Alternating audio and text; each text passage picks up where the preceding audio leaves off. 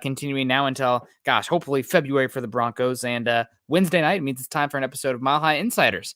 I am Nick Kendall and joined by, as always, Luke Patterson. Luke, how you doing? Dude, I am exceptional. Football is back. Broncos country. It is here. That long offseason dull dead period, it's gone. Get out of here. Broncos 2022. It happened today. The very first look of the team really out there day one of training camp at UC Health Training Center. I was there.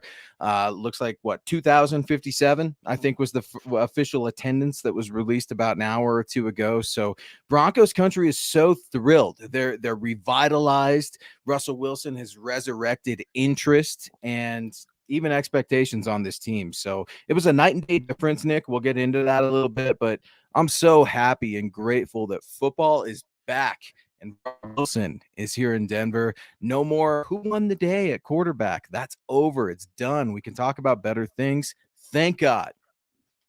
Yeah, thank God indeed. The Broncos are back to being relevant. Awesome to see that. And let's say hello to some people in the chat here. We got Dylan Von Arks in the house saying, "Sup, Broncos country." Make sure you hit that like button on the way in and subscribe if you haven't already. Diamond Rattler coming in. Boom, let's ride. Kathy Lund coming in. Yes, now that training camp is underway, it feels real. So pumped for the season. Thank you so much, Kathy. Good to see you. Bradley Conger coming in saying, "Sup, Broncos country, football season is right around the corner." Football season's here, Bradley. And said, "Can't wait to see this team play." Absolutely. William coming in saying, "Why are people dogging on Wilson for wearing his own jersey?" What do you think about this, Luke?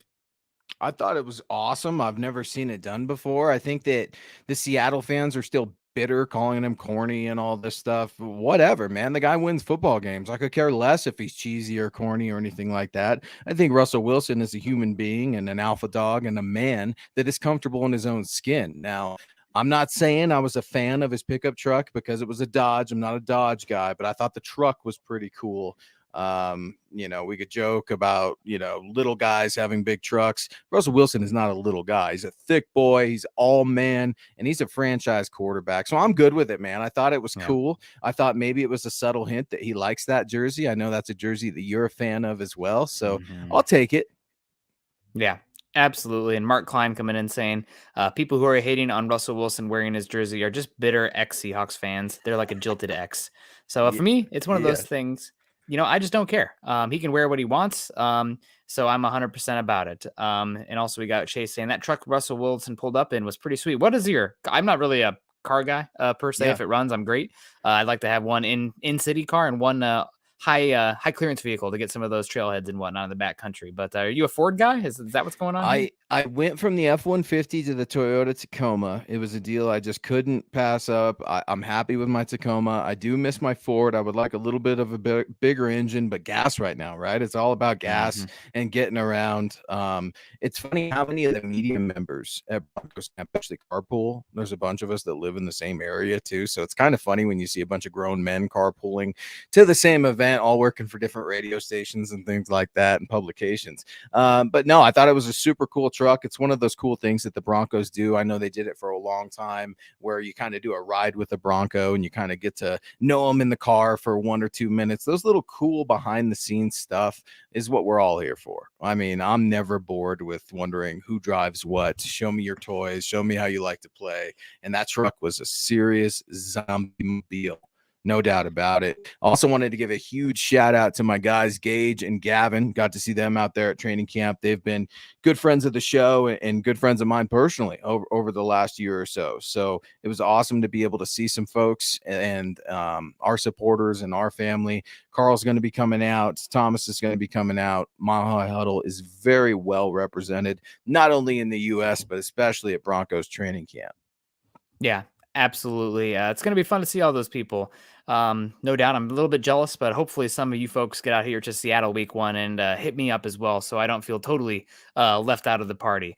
We got Paul coming in saying, "Nick, Luke, Scott, hello. Good to see you. Robot of Doom. Ayo, boys. How you doing? Good to see you, Robot of Doom."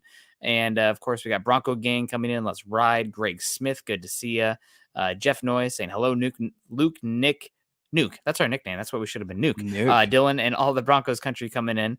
Kurt Man in the house too. What's up, boys? 47 days till kickoff. Absolutely. We also got Jesse coming in saying, "What's up, Nick and Luke and Broncos country? Let's ride." This is the energy that I'm about. And Luke, I know that you are excited for the energy today because you are coming off of covering the Broncos today live in Dove Valley. Yeah, man. First thing I noticed is in talking about with some other media members there, people were camping out overnight, Nick. I mean, that's how excited people were to see this Broncos team, specifically Russell Wilson. Did not see any Drew Lock number 3s out there, all Russell Wilson 3s. Saw some Javonte Williams 33s. You always see the good old Pro Football Hall of Famers, right? Steve Atwater, John Elway. Those jerseys, Terrell Davis, Shannon Sharp, they will never die. They'll never get old. But man, number 3s were all over the place at UC Health Training Center. And I was kind of curious how Broncos training camp was going to look, at least the first day, without Von Miller. This is a brand new training camp without Von on the team. Remember, Von got traded, quarter of the way into the season last year. So he was there for training camp. He is known for his personality. He is known for being able to get with the fans and really celebrate the football aspect of Broncos country and the tightness community. So I was wondering who's going to do the Von chant. What's going to happen? What's it going to be like? Well, Brandon McManus is out there, Super Bowl 50 champ, throwing the balls to kids, fans, casual catch, if you will, before stretch. And then Russell Wilson comes over. We've all seen the video on Twitter. He's running from one end of the berm to the other, slapping hands with everybody. Super, super cool moment to see players get fans fired up to watch them practice day one. Yeah, awesome. Good to see you, Jesse. Thanks for joining us. DeAndre Weatherspoon coming in with a new picture there, saying, "What's up, boys? I'm pumped that training camp football is back. The regular season is close. It 100% is. We're inching ways there, and we got new football to talk about, which is great. We're going to get into it because Luke was there covering for Mile High Huddle today live in Dove Valley. We got Kevin Gray in the house. Evening, Nick, Luke, Scott, and back to football. Do you guys know when the pads start? Let's ride. When are pads going to be coming back on, Luke? I think pads come on Monday, if I'm not mistaken. They're going to go until Saturday. Saturday's a big, like the free ticketed event, if you will, that sold out in minutes on social media. And I say sold out loosely because it's a free event, obviously. But Sunday's going to be their first off day, typically after the first week when they're just in the shells that you're seeing on social media, the pictures circulating. Then they start to move to pads a little bit and start to progress. There are rules in the collective bargaining agreement, if you will. I'm not 100% familiar with all of them, so I might be telling a tale out of school here, but I'm pretty sure that happens on Monday. Okay, awesome. Well, that's when we'll start to get some ideas and really giving us some ideas, helping us out here, supporting the show. The one, the only Gary Leeds Palmer coming in with the stars. Thank you so much, Gary. Broncos football is back, but you never went anywhere, and we never went anywhere. So we appreciate you coming in, saying a good afternoon, Luke, Nick, and Scott. Saw your short, Luke, looking good. Yeah, Luke, congrats on the weight loss. Looks like you and Cecil both have dropped some weight. So congrats to both of you guys, and go Broncos. Let's ride. Thank you, Gary. We appreciate it. Yeah, thanks, GLP. Yeah, thanks, Nick. Yeah, healthy lifestyle, healthy mind. We got to get right. And what better way to start than now, right? That's kind of one of those things. It's super cool too to see so many kids out there talking about active. I mean, when there's stretch period going on, you see little kids running around in this little like practice field area, if you will, that the Broncos have set up for them at UC Health Training Center. There are misters. You can meet cheerleaders. You can meet Broncos greats. It's pretty cool, man. So it's awesome to see so many kids being active, especially outside as summer starts to wind down. But Nick, I know you're a big believer in being outdoors, moving, having that healthy physical mindset, and it's a lifestyle, man. Just like this Broncos country thing's a lifestyle. Day one of training camp officially in the books. I was there. We'll get to some observations here in a little bit, but let's make sure that we welcome everybody to the show, just like our guy Phil McLaughlin. Phil, I saw your new picture on Facebook the other day. Looking good, my friend. Hello, Nick, Luke, and Scott. Hashtag Let's Ride. Hashtag Go Broncos. Nick, the Let's Ride thing is getting even better, I think, by the day. It's so weird, and it was still surreal to see Russell Wilson out there today. He had some throws that might be an average NFL throw that amazed me because I haven't seen it in 5 or 6 years. We can go back to 2014, really, if we're talking about some of those really, really impressive throws. But it's finally here. Russell Wilson, yes, it's a real thing. You're not imagining anything. He's here, folks, and this is just the beginning. I mean, if we're going to be completely honest, you talk about some of the tools and the traits. Drew Lock did have, arm talent and athleticism, but that was not Peyton Manning's real game. Zipping it in there, the lasers, the scrambling ability, the playmaking ability. Peyton, did it more with his mind. Are we going all the way back to like Jay Cutler, the last time the Broncos had a quarterback that could do some of this kind of arm talent plus athleticism stuff? Obviously, you'd rather have Russell Wilson 10 times out of 10, but it's been a bit. And I think Broncos country, especially some of the old heads out there, I guess I'll categorize myself as an old head now too, that were in the John Elway era, a little bit more gunslinger there for the Broncos quarterback position. Should be really excited. And Phil, thank you so much for coming in, Phil. We appreciate you so much, and really been a big supporter for the show here again, things are picking up now, but you never went anywhere. So we appreciate you. New name here for me, Thomas Mchugh. Hi. Hey, Thomas. Hope you're doing. If you have any questions, drop them in the chat there. We appreciate you. And Finley coming in saying, "Is it in Seattle? Week 1 is going to be in Seattle." So I'll be out here at the game. But for now, Luke, I want to kick it off to you because you were at Dove Valley covering there, seeing it live with your own eyeballs. And I think the first thing we want to see. Oh, anyone else going to Seattle Week 1? Yeah, let me know in the chats. Hit me up on Twitter. We'll work something out. I'm not sure what's going on. It's Monday, but. Yeah, right. It's a Monday Night Football. Where else would you rather be than watching Russell Wilson return back to the team that drafted him, to the team that he brought a Lombardi trophy to? It's going to be a real special game, not just any season opener. This one has so many different things. Anytime you hear the cliche, it's just another game. It's BS.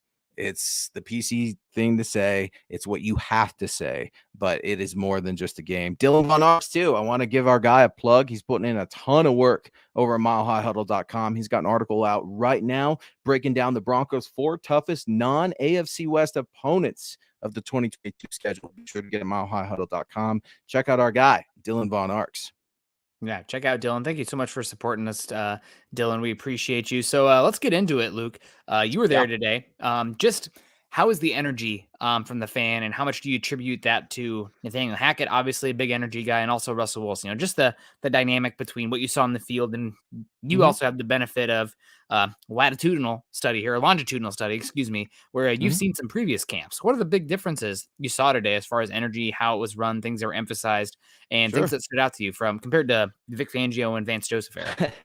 Yeah, very completely different tone and tune. Literally, the very first thing I noticed was music, Nick, and it wasn't blaring, right? It wasn't. I don't think it was like Kyle Shanahan rapping Lil Wayne kind of craziness, but there was some music going. And guys were getting loose. They had a little bit of spring in their step. I noticed that players liked that. Okay, it doesn't really matter if fans like it. As far as I'm concerned, it doesn't matter if the casual viewer likes it or if you just are indifferent and don't have an opinion. If it makes the players comfortable, teams are probably going to do it. At least the good teams do, and they usually tend to see some results. You can go back to this real basic philosophy of, we're all a bunch of children in terms of football, right? And it's a reward system kind of thing, and that's what Mike Shanahan used to do back in the day.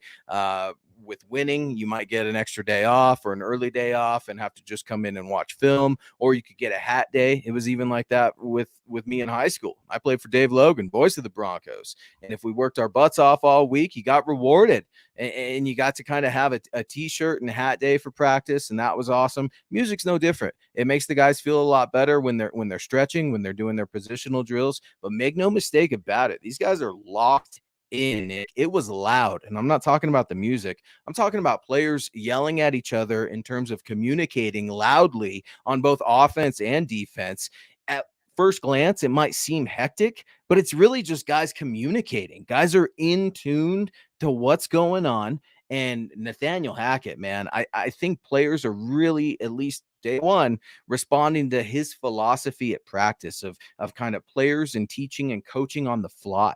You do something and correct it in real time. You don't wait to correct it in film study, Vic Fangio. And last thing that was a real big thing that I noticed was there wasn't a bunch of sitting around. There wasn't these elongated water breaks that felt like took 15 to 20 minutes each time it happened last training camp under Vic Fangio. You're seeing guys work even when it's a break period, but you're seeing a competition level. There wasn't a whole lot of smack talk, but you could definitely tell that these guys are competing against each other. They want to get better, and every action that's being made right now by Nathaniel Hackett and his practice schedule, it's being emphasized by the assistant coaches. There's a video at my Twitter at Luke Patterson LP where Dwayne Stukes, special teams coach, is getting after guys, really cheering them on to get to their assignment. Make sure you're running. Make sure you run hard.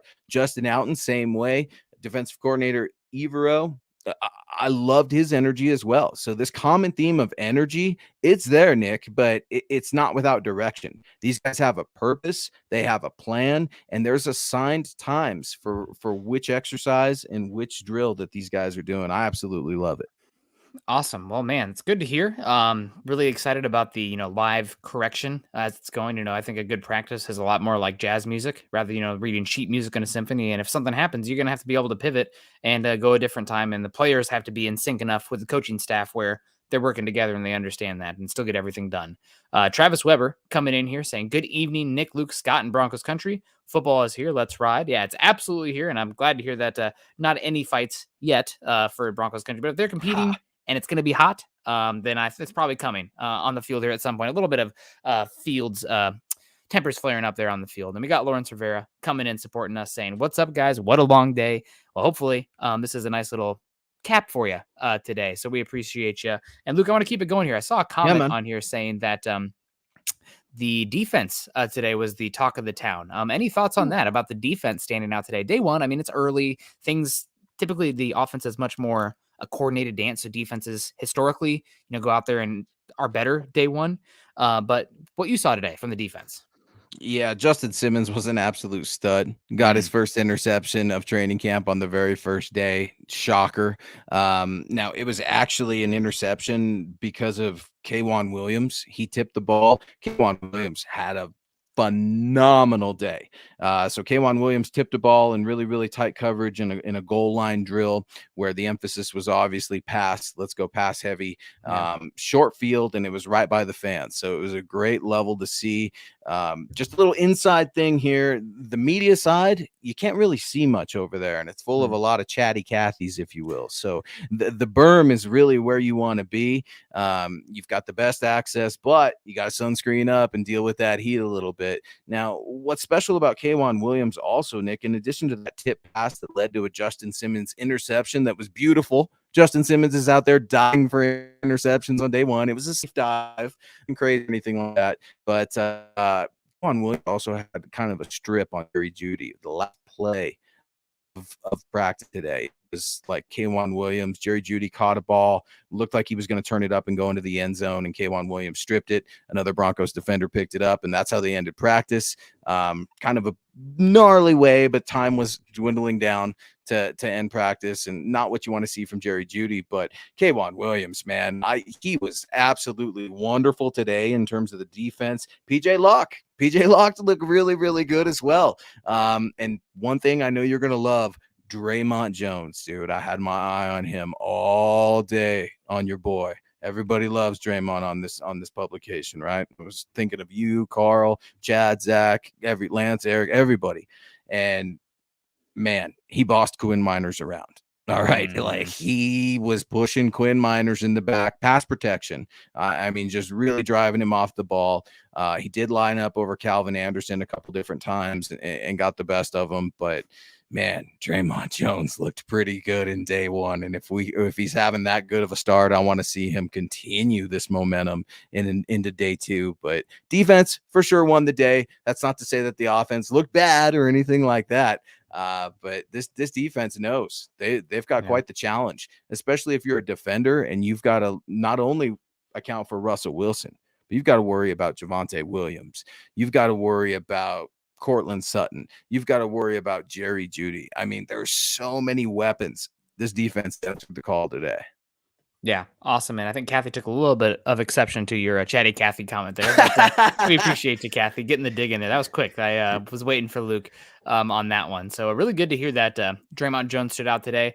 Again, the thing about these training camps and OTAs is that it's always zero sum, right? And until you have preseason games or until you have those combined practices against another team, it's always going to be, okay, one Bronco is winning. Is that because they are dominant and going to be great this season? Or is it because there's a weakness on the other side of the line where the Broncos is playing? So you don't really know until we start to, play some other guys here. You should get an idea based on priors still, but like Bradley Chubb early on, is he dominating practices, or is it because they're playing Ben Braden there at the other right tackle spot where he's played 9 total snaps in his career on the Yeah, offensive side of the ball? and a tough day for that cat, by the way. To your point, Nick. Yeah. I mean, a tough day. Bradley Chubb, I know a lot of people are wondering about him. He looked good. He looked loose. He looked happy. He looked excited. He was trying to fire up the crowd at a certain point. I like it. Something you want to see from Bradley Chubb, obviously. We're wishing him well. Everyone's got that little bit of skepticism. But you're right. If you got just one player who outclasses the other, you really have to take that with a whole heaping cup of salt, not just a grain. Jaden Torres coming in. How is DJ Jones looking? Looking good, looking real good. I'm really curious to see how he gets after that pass rush myself. It was really interesting. I think Desean Williams had a pretty decent day getting in the backfield. Russ Wilson did elude a sack. I forget who almost grabbed him, a defensive lineman, but he eluded this sack, Nick, and then he rolled out to the left and threw an absolute laser to Eric Saubert. That's right, Eric Saubert, folks. Greg The pride of Drake University. Yeah, that's right. Greg Dulcich, obviously on the pup. Alberto, he looked like he had a decent day as well. So I like Saubert. He was doing pretty well last training camp, but Nick, that throw had me so excited. That throw made my day.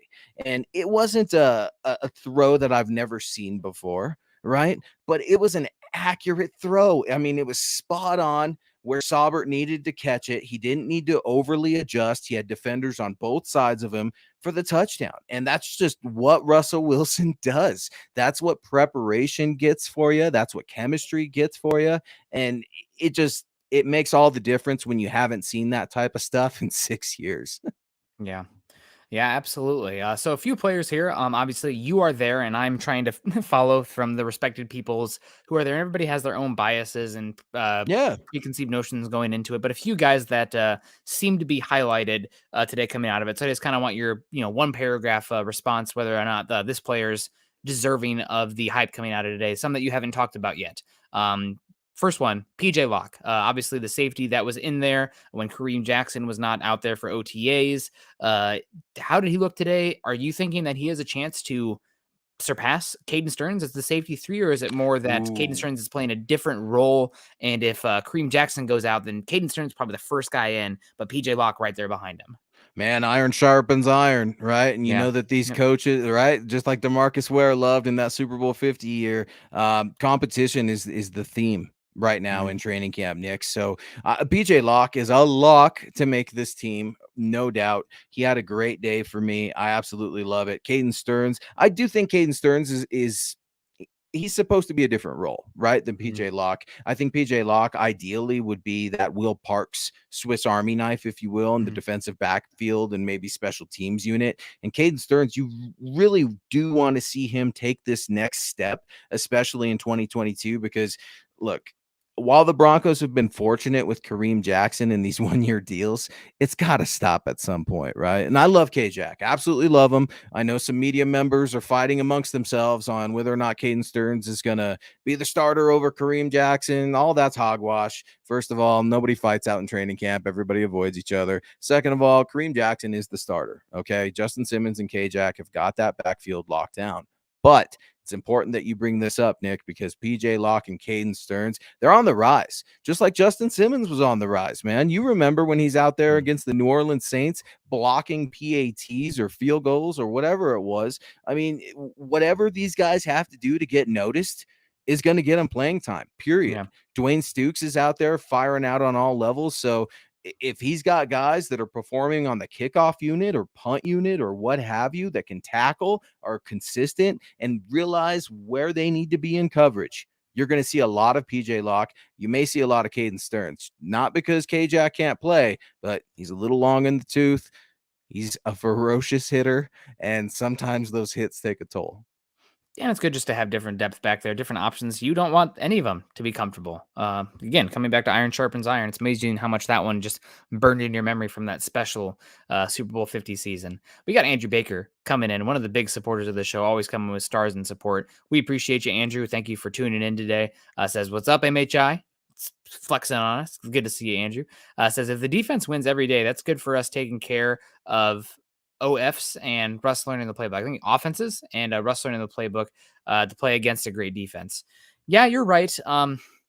You can talk about it either way. Again, I am skeptical at heart. Seeing is believing for me. So even like, stuff going on today, it's like, well, I didn't see it with my own eyes. The Broncos are pretty much, have it locked down there. Fort Knox with some of the stuff. You can't just be sitting there filming practice and putting it out there. Unfortunately, as fun as that would be for us, maybe not good for the competitive advantage. But definitely, just for me, the bottom thing, guys out there getting the work done. Everyone's staying healthy. No significant injuries today, right, Luke? Nothing to hear other than the Tom Compton stuff coming out. Yeah, man. Right. How crazy was that? And shout out to you, Nick, my guy. I'm literally pulling into the media parking lot and you're like, oh, hey, man, Cam Fleming just got signed. And I had joked right before that. I was telling some friends, I said, man, today's the only day where the roster at training camp will be accurate. And then sure enough, right as soon as I get in there, I'm like, okay, what number is Cam Fleming going to be? So I appreciate that. Andrew Baker, here's another thing I would push back just a little bit on that. All right. Practice is designed for the offense to win. In my opinion, I think installation when you're going against scout team, obviously there wasn't a bunch of that. It's training camp right now. So you're seeing a lot of ones on ones, ones on twos. You're not seeing ones on threes. All right. That's that conversation we just had. Do you want Bradley Chubb out there steamrolling guys? No, because that's not going to do any good for the entire offense nor the defense. It's a wasted rep. What I mean by offense is supposed to win or practice for me is scheduled towards or tailored towards the offense. Offense knows the plays. Sometimes they're scripted, just like in the games when they're coming into these practices, when you're in team period, when you're on 7-on-7. And when you've got a guy like Russell Wilson out there, some of those things are scripted. He's already prepared some of these guys. Hey, when we go to team period today, this is what I want us focusing on. This is where we need to be laser locked in on. Just because the defense had a good day today does not mean that the defense is going to win the majority of the days. It is very competitive right now around there, something that's been missing, Nick. So Andrew Baker, to your point, it's very good that we have a competitive defense that can step up to all this offensive talent. That's a good sign. Yeah, absolutely. Also got Dom coming in saying, good evening, Nick, Luke, and Scott in Broncos country. So glad training camp is back. Yeah, it's just an appetizer for all the good things to come. Thanks, Dom. Another player. Thank you so much, Dom. Yeah, another player that I was curious about, somebody that I will be one to own it. Skeptical. The Broncos took him because hadn't watched him one bit. A small school returner. I mean, who uses a 5th-round pick on that? Montreal Washington making some plays today. What'd you see out there, Luke? Yeah, I'm actually trying to make sure I got his number right. Number 12. I'm looking at the roster right now. I'm gonna be completely honest with you, man. I wasn't paying attention to punt return today, really. Just a kind of a quick behind the scenes, if you will. Try to do some videos, try to get some other stuff done, try to hear some things off the record when I can. Special teams is kind of that time for me. But I will tell you this. Dwayne Stukes was paying a ton of attention to him. Zach Azzani was paying a ton of attention to him. I did see your tweet before hopping on the show saying that you heard Montreal Washington had a really good day. That's what the Broncos need. Okay. The Broncos return game has not been good. When's the last time the Broncos punt return game has been absolutely solid? Trinity Holiday, 2013. I mean, that's maybe not solid. That's the opposite of solid because that was boomer bust. But positive. Right. I mean, there were positives, but it was either a home run or you're striking out. You don't have that consistent returner. Man, if this cat can be that, then let's do it. It does make me wonder, though, what's the future hold for Kendall Hinton, right? We know that Russ is complimentary of him. I get it, but it is a roster spot. Okay, it's you got to figure out what you're going to do. Montreal Washington, I'm right there with you. I think we were both on air when he was drafted, and we're all kind of scratching our head trying to Google him up real quick and then try writing about him when you've never really studied him and he's a returner. And then ultimately we find out Zach Azzani was the one, Nick, banging the table for him. So Montreal Washington's having a good day. I'm going to believe everyone that's saying it. Yeah, absolutely. A few more things here. I saw it was flashed on the screen real quick, but at first, Lawrence Rivera with the support of the stars. Thank you so much, Lawrence. Says, when will you guys be getting more MHH bears? My little one needs one. That would be at us at Mile High Huddle. Get the chat. I'm not sure what the MH. Oh, you mean like a teddy bear? Mm-hmm. Duh. So hopefully I get that in. I don't I have the kid I life. didn't even know we had to. Here's the thing, Chad, and I know Chad listens to all our stuff. Chad, I'm gonna call you out right now, man, because I love you. But you know how Chad represents all our gear, like, and wears it everywhere. Well, sometimes he gets a bunch of new gear I don't even know about. I need some more gear. Chad, Yep. I need some more gear because huddleuppod.com store has got your back from anything from gifts for your kids, your loved ones, hats, all kinds of gear. It's cool to see it represented out at training camp too, man. And those Huddle Up boys, they got it going on, man. All kinds of merch over at the huddleuppod.com store. Yeah, absolutely. And Gary Leeds Palmer coming in with the support saying, I love the defense is giving Russ good stuff. He is better under stress. Just don't hit him. Make him stress, but don't hit him. Kenneth coming in, $2, saying, who's playing more games this season, Chubb or Gregory? I mean, Gregory's Oh, already, behind the 8 ball here. So I think the easy bet here would be Chubb. It's also in every other year proposition for Chubb, right? So this year he should be on again. is it really an easy bet though? I mean, like, I got my guy Thomas Hall telling me, about all the playing time that Randy Gregory has missed, and I get that past, but that's a really good question. KB, our guy, what's up, man? Glad to see you're doing well. Thank you for your service as always. Yeah. Man, Randy Gregory or Bradley Chubb? I don't know if it's easy, but I'm going to go ahead and say Bradley Chubb. The fact that, Randy Gregory's in that sling and that we can't see him right now, it's a little bit of a bummer, right? So that does mean you have Malik Reed in his stead. Well, not in Bradley Chubb's stead. You've got Bradley Chubb and Malik Reed waiting for Randy Cooper to get right. Jonathan Cooper, what's that going to look like? Nick Bonito. Nick got some reps today, man. Looked pretty decent, had some good energy, had a couple learning moments, but that's to be expected when you're a second round rookie. He did not look like he got ragdolled. He did not look like the moment was too big for him. They're not babying him. He's a pass rusher. It's time to get with it. And Nick Bonito could find himself in a position where he needs to play and play early. Yeah, absolutely possible. We'll see how it plays out. And thank you very much, Gary Leeds Palmer. We appreciate you. Also, Phil saying, good Lord, did anyone have a bad day today? We talked about Ben Braden Yeah. having a bad day. Anybody else stand out? Unfortunately, we're trying to be positive here. It's everybody's, the best player ever. We're going to the Super Bowl time of year. But did anybody, leave you wanting today? Yeah, Jerry Judy at the last play of the game, and you catch a ball, and then our guy Kwan Williams strips you, and someone picks it up. Come on, man.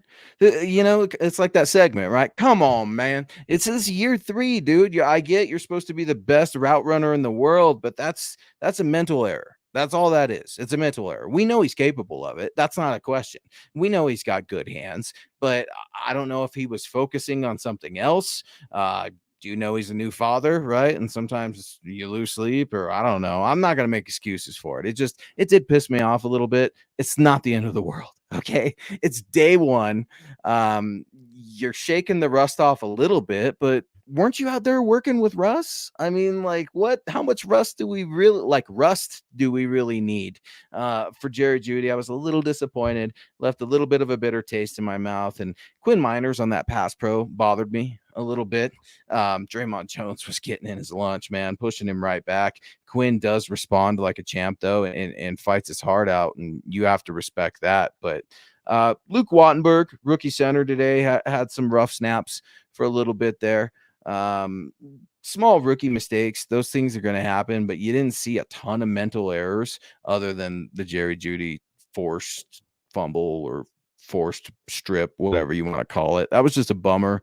And especially to end the practice, Nick, I don't like that. For a minute, I was wondering if Vic Fangio was the coach, because if the defense won, or at least got a good last play, they wanted to cancel practice. But if offense was winning, then no, we're going to keep going until we get that damn offense. Not the case. It's good to see good competition between the whole team.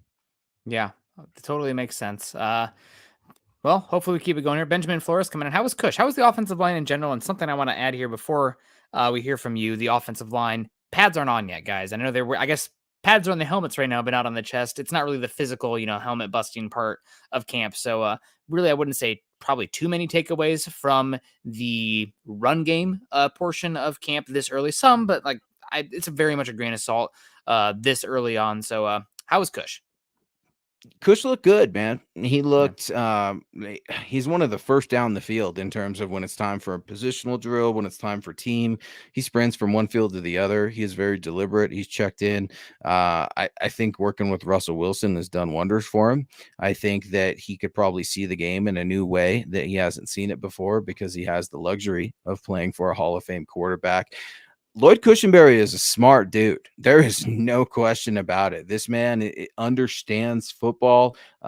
He's intelligent. He's everything you want a center to be, except for mean. He's like a gentleman, and he's like a good guy. I need him to be mean. I need some Ryan Jensen. I need a little bit of a jerk out of Lloyd Cushenberry, if you will. I don't know if that's his personality, but today I thought he looked pretty decent. You didn't see him get overwhelmingly beat or anything like that. Dalton Reisner had a pretty decent day. Calvin Anderson did okay. Struggled at times, obviously. He's not your starting option in theory. That would be Billy Turner, right? Mm-hmm. But not a horrible day from anybody. Just a couple mental errors. Again, it's day one. All right. Like we got to shake out some of the nerves. The national media is there, right? Denver media, we're all there, but national media is back. It's like when Peyton Manning was here and everybody and their mother wants to come and see what this new Russell Wilson offense or team looks like. Everyone wants to come see Sierra out there taking pictures with her kids and doing Instagram videos with Russ, because the fact of the matter is Russ and Sierra are the king and queen of the Mile High City, and the national media is out here too. So the Broncos have got so much attention, deservingly so, and with that comes a lot of expectations. And Kush, if the Broncos are going to have a good season offensively, it starts with the center. Yeah. Yeah, it's a big deal. We'll see how it plays out. I'm curious, right tackle conversation as well. But a few more guys I want to touch on that got some hype today from camp. Jonas Griffith getting some talk early on, standing out there. Obviously, a height, weight, speed guy coming from Indiana State, same state as the Hitch, or same college as the Hick from French Lick there, Larry Bird. And Jonas Griffith still pretty young to football. I don't think he started playing until he was a junior or senior in high school the very first time. That's why he was so under the radar as far as his recruitment and whatnot. But Broncos seem to have gotten a good one, and there was some buzz surrounding Jonas Griffith today. Yeah, I'm looking back at my practice notes right now, and I don't write anybody's names down. I always do numbers. I don't know. Yeah, I mean that's classic scouting. Right. Okay. Yep. I'm glad. Right. I'm glad we're on the same page at least. And I got 50 all over the field. I mean, he's all over one page of my notes. I've got him taking on blockers, point of attack, angle, pursuit. He surprised me a little bit today, Nick, because I think he's a little bit better of an athlete than I was giving him credit for. I know I'm kind of knocking Josie Jewell for his athleticism all the time. Josie had a great day, by the way. He looked great. He looks like everything you want him and need him to be right now. But Jonas Griffith, man, number 50, flying all over the place, physical, not afraid to take on offensive linemen. He plugged the hole in a couple runs. Obviously, it's the running game, so it's tough to judge how those things shake out. But if you've got a linebacker that's willing to go up to an offensive lineman and hit him in the mouth, that just goes so far for me. And now you can't be reckless. You can't just be doing that on every play, but it takes a certain level of stones, if you will, to truly make sure that happens and we get it done. And so Jonas Griffith, really good day. Number 50, the hype is real. All right. Awesome. Like from mini camp, I know we were wondering about that. OTAs, at least day one, man, I was really impressed. Yep. Absolutely. Gary, oops, sorry, I didn't mean to click off Gary there. He said, thanks for being our eyes, Luke, at training camp. Yeah, thanks, Luke. It's a lot of fun to hear and talk with you about this and seeing everything. We also had that super coming from Kenneth saying, what's the over-under on Chubb's games together? I'm going to go 15. We'll go 15 games. 15? Oh, that's man. That's including the playoffs. Ooh, I'd do 10. I'm going to do 10 on that one, man. That's tough. And I did forget Baron Browning. I think Travis was correcting me on there. You're right. I saw Baron Browning. I'm trying to pretend he's not a pass rusher. I'm trying to pretend he's a linebacker. He looked good. And he looked good in positional drills today. I think it's really, really interesting that they're focusing a lot of time with the pass rushers on the mixed martial arts aspect of hand fighting. if you will, in positional drills, and Yep. how to attack these offensive tackles' hands, how to get those long arms off of you, those sort of things. You don't need to take on these behemoths. They outweigh you. They're strong as bulls, and they already know the play. So how can you outsmart them? How can you out finesse them? That's what I think you're going to see from this pass rushing unit. GLP, thank you, man. It's my pleasure. You guys are the reason that I'm Nick, Chad, Zach, everyone here at Mile High Huddle, Kim, Scott. You guys are the reason we're able to do what we're able to do. So it's my absolute pleasure. It's like a dream. I'm like a kid all giddy on Christmas morning. You get to go out. It feels like the first day of school, right? Have my clothes all picked out, ready to got my lunch. I got my lunch packed up, my boots tied tight. Hope I don't get in a fight, some Billy Madison in there.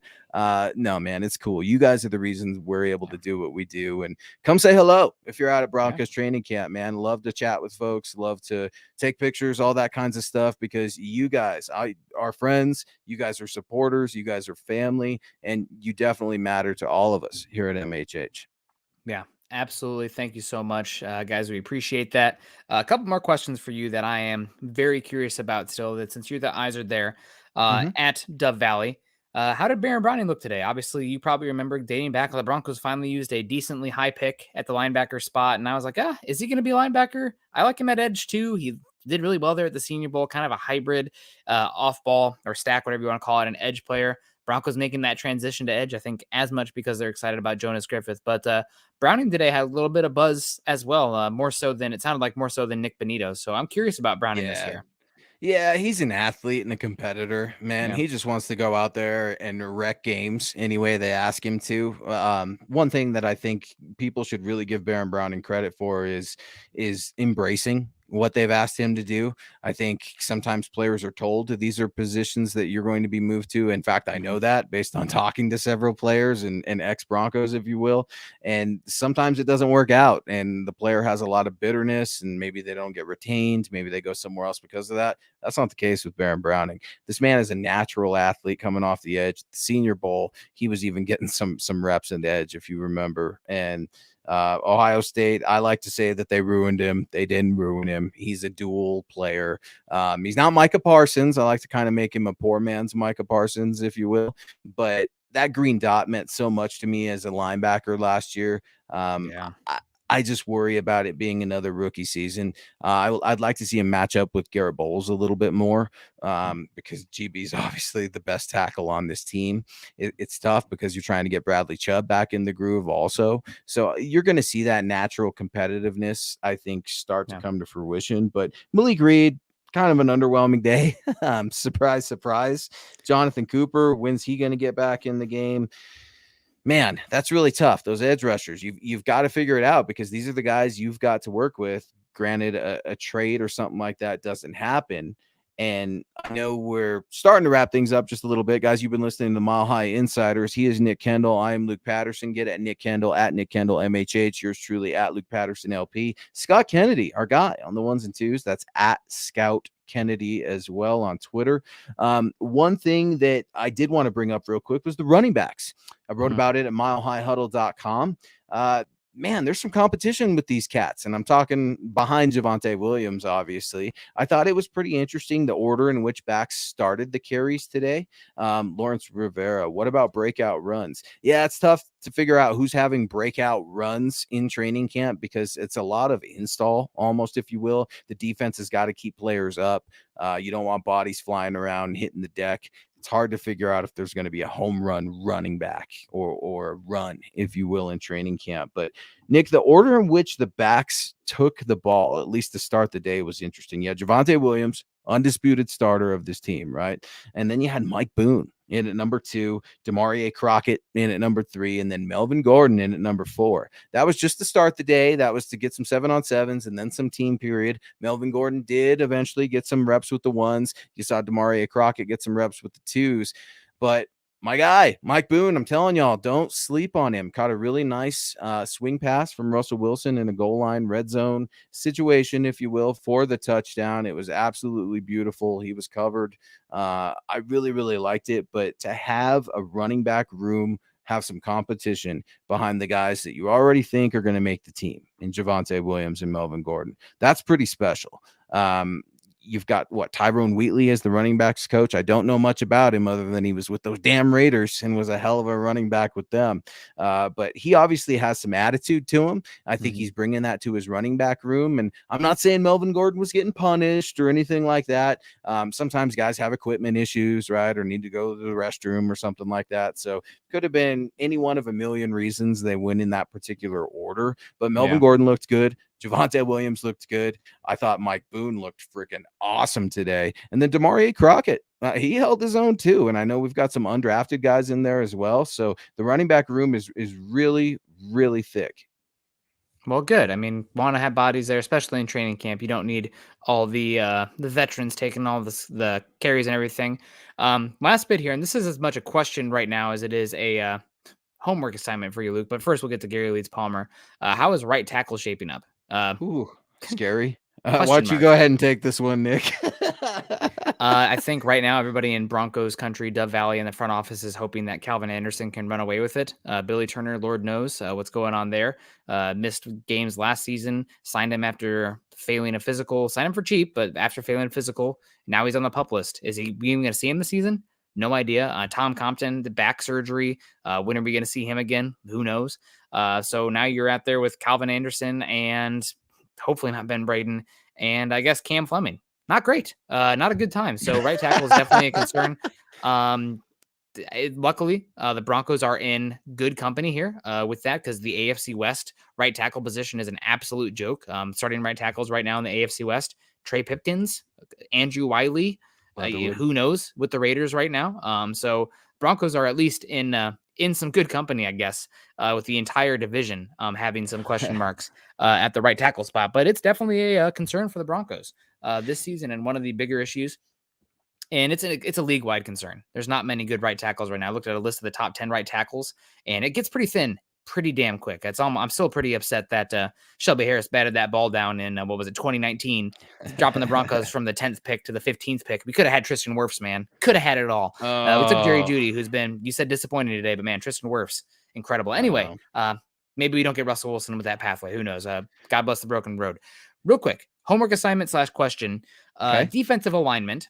Today, obviously training camp. How much are we gonna glean?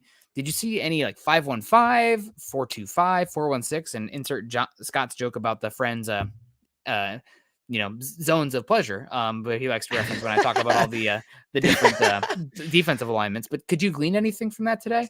Today was an offensive day for me, Nick. Okay. I'll take a look at defense tomorrow and get back to you because I know we're trying to figure out Evero, right? We're trying to figure out how he wants to play things. From people I've talked to, he likes to play things pretty close to the vest. I do wonder how much that we're going to see. The joke is kind of always when we're leaving there, okay, the real practice is beginning after we leave. Obviously, with the CBA and stuff like that, they're not going out there and running two-a-days like this is Remember the Titans or anything like that. What I did see from the defense today that I can tell you after just looking at the offense and trying to study what they're doing, and yes, that right tackle position is a problem. I talked to one media member who works for the team today who even referenced that as a concern, and that was kind of an eyebrow moment for me where it's like, oh man, okay, this really is an issue. It's not just me. The defense communicates, Nick. That's something that you're hearing right now, not only from the linebackers and the DBs, but you're hearing the defensive line and the linebackers communicate a little bit. Something that I don't think we've really seen. I think it's been kind of every man for themselves in the trenches as of late, especially on the defensive line. But it's going to be interesting to tell where they play, or interesting to see rather where they play Draymond Jones. He was moving over in all different sorts of techs, all different sorts of spots today. He wasn't playing any interior, ones or twos or anything like that, nose guard, none of that. But it was pretty interesting to see him get after Quinn Miners and then have him scoot out just a smidgen and get after Calvin Anderson a little bit. That tells me that Evero is looking for a lot of versatility in his defensive linemen. The secondary's tuned up. You got guys like PJ Locke and K'Von Williams out there making plays. Justin Simmons is throwing down interceptions. K-Jack is just looking to kill someone after training camp or when the Cowboys get here, one or the other. the defense looks really, really sharp right now, especially on day one. I would have thought that Russell Wilson would come out and dominate today. That wasn't the case, truth be told. And I'm probably going to get a bunch of crap for saying this. Brett Rippon looked pretty decent today in terms of the quarterbacks, in terms of completions. And it's odd because I'm trying to figure out what's going on with Josh Johnson. But that defense, still a little bit of a mystery. I will definitely take that homework assignment to heart.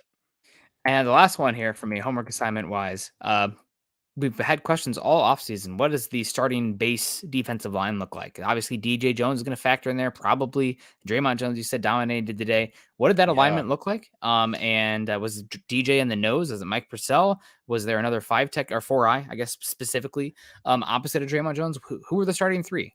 Yeah, had Desean Williams. Yeah, number 99 in there, man. He was getting a lot of penetration today. I think he earned himself a little bit more playing time probably than he initially, or at least I thought he was going to do. Obviously, the edge rushers in Malik Reed and Bradley Chubb. Then you had Draymond Jones in there. Who else? I'm spacing our guy that we just got from San Fran. DJ Jones. Yeah. I didn't see a lot of him today. I asked around a little bit saying, hey, man, we know he can stuff the run. That's why he was brought here. But we've got to see some penetration in the backfield. Do we think he's capable of it? I was told he lost a little bit of weight, which I was a little bit intrigued in because that makes guys a little bit more versatile. Now, I don't think that's a concern in terms of stopping him as a run defender or anything like that, because the days of Terrence Knighton, pot roast, those days are over. I mean, Saragusa, God rest his soul, those days are over. You're looking for the new athlete. And Nick, it's weird to see Draymond Jones pushing Quinn Miners back like that. I can't get over that. Man, that three technique, yeah. I mean, he's in the 3 technique, Nick, and just it was almost just like a raw bull rush. And we know that Draymond Jones can do that. Now, I want to see him work with his hands a little bit because Quinn Miners is a man of power and strength too. He's going to fight you back with some of that power. But what's going to happen if Draymond Jones gets a little more finesse to his hands? That'd be really interesting. Mike Purcell, didn't see a ton of him, if I'm being completely honest, just looking at the offense today. So right now I've got him on the bubble. Same with McTelvin Najim, right? Who's going to make plays on this defensive line? Because I could see, Nick, maybe another free agent coming in. If these guys aren't making the cut, maybe you make a trade, conditional picks. George Payton does have capital, things like that. But little tidbit, I'm hearing that maybe the transition with Butch Berry may be a little rough in the offensive line just to begin. I don't know if you're hearing the same thing, but it's just kind of like, and obviously we love Coop, we love Mike Munchak, and that's not to say that Barry's not going to have some success or immediate success, or he's going to one way or the other. But I'm hearing it's just a little bit of a transition, especially with that offensive line group and all those different personalities, if you will. Yeah, absolutely. I mean, that's one of the big things with this coaching staff. A lot of green, a lot of youth. Hackett's getting his guys, but what I think about is the Bengals head coach. One of his name's escaping me right now. Zach Taylor. Yes, I'm like LaFleur. No, Zach Taylor. I know they all look the same. They're all like 33. Same range. Yeah. But they came in. They had the youngest coaching staff in football, and they fired a lot of people after that first year. Got a lot more experienced after that first year. Didn't go like they'd hoped. So definitely a possibility in Denver. Hopefully, Broncos on the right path here. But young green coaching staff, we're going to find out here pretty quickly how the players are responding, how these guys are doing their jobs. Earlier, you mentioned about Desean Williams killing it today, getting a lot of penetration. Guys, that is the perfect transition for a Manscaped read. Take control of your male grooming. It's important. If you're experiencing an overgrown yard, Manscaped's products are so good. You're going to be showing pride in your new bush-free property. It's a fact that you will have the best kept area on the cul-de-sac. Save big and be the most hygienic version of yourself by using our discount code MHH for 20% off and free shipping at manscaped.com. Whether you're looking to go bald like an eagle or just in need of a safe trim, Manscaped is dedicated to helping you level up for your full body grooming game. The grooming package I highly recommend is the Performance Package 4.0. They have the LED light, of course, to get those harder to see areas. And inside that Performance Package 4.0 is the Lawnmower 4.0, which is the electric trimmer and it's a Bush's worst nightmare. Get 20% off and free shipping with our code MHH at Manscaped. Again, that's 20% off with free shipping at manscaped.com and use our code MHH. It's time for you to level up, and just like the Broncos did this offseason, and make sure you do that with Manscaped. So sorry, a little bit had to lean into that one. And No. also we get the bots all at once I start doing any of those Manscaped reads. Any But of the perfect. yeah, they heard the cul-de-sac, if you will, and then decided to jump in. No, Manscaped has had our back for a long time now. I know the crop mops are my favorite, Nick. I keep them in my backpack absolutely wherever I go, especially when it's 91 degrees, man, and you're sitting on the berm out there at UC Health Training Center, and then you're a dummy like me wearing all black. You got to make sure you're taking care of yourself. Get that beard on point. Downstairs, that's 20% off with free shipping at manscaped.com. Use that code MHH. Manscaped has your back. Awesome. Well, Luke, final thoughts before we get on out of here. And yeah, the bots have been bad, but we try to be on it here. Final thoughts before day 2. Yeah, final thoughts. I expect improvement from the offense tomorrow. I think Russell Wilson saw this as an opportunity to get the team out there really for day 1. Okay, like I get it, OTAs, minicamp, San Diego. This is the whole team together right now. I know. The team is not formed. Not every player is here. Not every player will make the team. But overall impressions, man, good football is back in the Mile High City. It's real. I'm getting excited over just a quarterback rolling out to the left and throwing a touchdown, 5-yard touchdown. Those are throws that we haven't seen because the quarterback play, the team play, the coaching has been so horrible. You've got guys out there who, while it might be their first time doing it in this coaching staff, they're not acting like it at all. They're coming out there, they're following their schedules, they're staying disciplined, they're carrying energy, they're correcting things on the spot. And last but not least, the fan base. This fan base, and I wrote about it at milehighhuddle.com, Russell Wilson has resurrected this fan base. It was an empty berm last year, Nick. I mean, nobody was wanting to come to camp. This year, you've got over 2,000 plus on the first day. Not bad, Broncos country. Almost everybody wearing 3s. It's really, really cool to see people there. And another good thing, people were taking care of each other out there today. People were so damn friendly, and people were all pleases, thank yous, excited, cheering each other on. I mean, those are the things that you want from the best fans in the NFL, Broncos country. It's super, super cool to have football back because it means so much to so many people, especially Broncos country. And if you're out there tomorrow or any day, say hello. Would love to chat with you and talk some football. It's what we do. Nick's the same way. If you want to get at Nick on Monday Night Football, I know I'm jealous. Nick will be there to see Drew Lock / Geno Smith take on Russell Wilson. Some news on that. Carroll today after the Seahawks practice said that a QB competition right now, Geno Smith is in the lead and he's not looking back. So shocker. Shocker. Well, I thought not us, baby. Yeah, no, I like that, man. That's a good, I could go in on that all day. No, man, it's good not to have a quarterback competition or anything like that. You've got a lot of improvements that still need to be made. No, I'm not saying they're going to win the Super Bowl right now, but I'm saying they're going to win a lot of football games. The postseason is a reality in 2022. I can't wait to see what happens. We're just getting started here at Mile High Huddle, man. You've got Chad and Zach over at MHS doing some radio now Monday through Friday. You've got you and Scott covering the morning shows, Kim on the morning show, our guy Thomas on Friday, Dove Valley Deep Divers Friday night. I mean, shows are rocking and rolling. Our guy Carl and you just had a show last night with Building the Broncos. Mile High Huddle is here for all of it, dude. I feel super blessed, super grateful to be with you, Nick, to be with Scott, to be with MHH, because it's on, man. It's on. The Broncos are ready to play some football and win a lot of football games. 100%, man. It's going to be really excited. Hello to Kayleon. He said, what up, Nick? Good to see you. And, man, really good to be here. Really good to hear from everything today, Luke. Trust your eyes out there. We don't always agree every single evaluation, every single player, but never personal. We have a great time with it. And I'm taking you at your word for this one. So let me see. Javonte Williams, running back 1 this year. Okay. Fantasy logging that one away and everything like that. But we appreciate you guys tuning in. Make sure you're tuning in in again tomorrow morning. It'll be Scott and I for Broncos for Breakfast, and tuning in tomorrow night as well for the Huddle Up guys. And Luke, you're going to be back tomorrow, right? Or what's the rest of your week looking like before Yeah, you get on man, out? I think so. I think I'm gonna invite myself in those guys' show right now. Now I've talked to Chad and Zach about it before. I know it was something similar. I'm gonna try to hop on all the pods, assuming that everything works out, and try to give everybody a little bit of an update. Please be sure to head to my Twitter at Luke Patterson LP. I'll throw tons of tweets as much as I can out there, pictures, things like that. But my training camp journal, that's going to be going every single day. Not to brag or anything, but Mile High Huddle, Mile High Huddle folks had one of the first training camp journals published today in all of our Broncos country market. So pretty special. That's an attestation to our team and the hard work that we do. We've got guys and gals working overnight while we sleep. It's always a team effort here at MHH. And yeah, man, can't wait for day 2. Yeah, man, gonna be great. We appreciate the heck out of you. We appreciate everybody joining in today.